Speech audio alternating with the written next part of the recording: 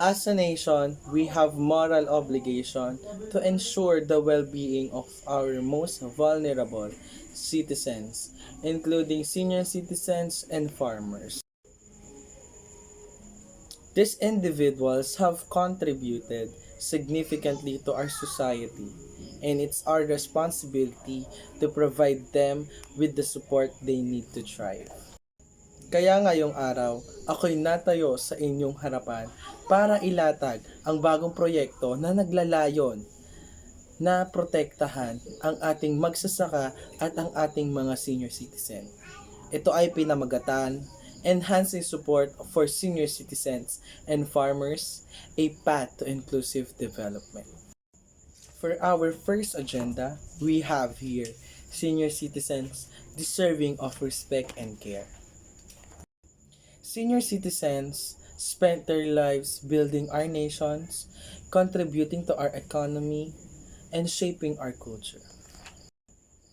However, many of them face significant challenges, including limited financial resources, poor health, and social isolation. To address these issues, we must enhance their benefits, including increasing pension benefits, improving healthcare services, and providing opportunities for social engagement. For our last and second agenda, we have here farmers, the backbone of our food security.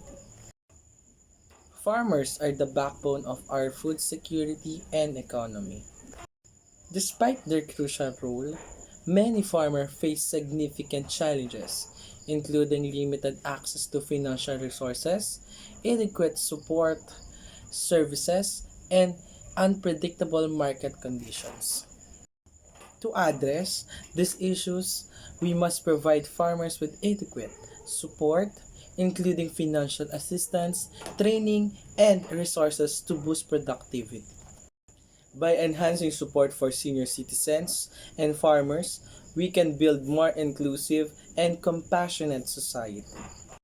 This approach will not only improve the well-being of this individual, but also to contribute to our nation's overall development. By valuing and caring for all citizens, we can create a brighter future for ourselves and future generations.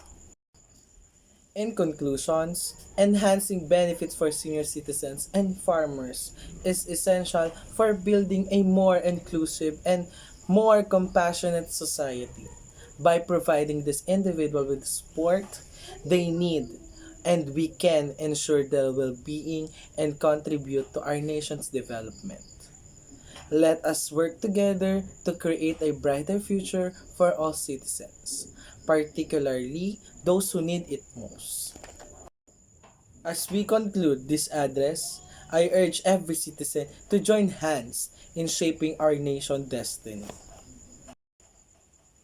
Together, we can overcome challenges, achieve greatness, and build a better world for ourselves and future generations.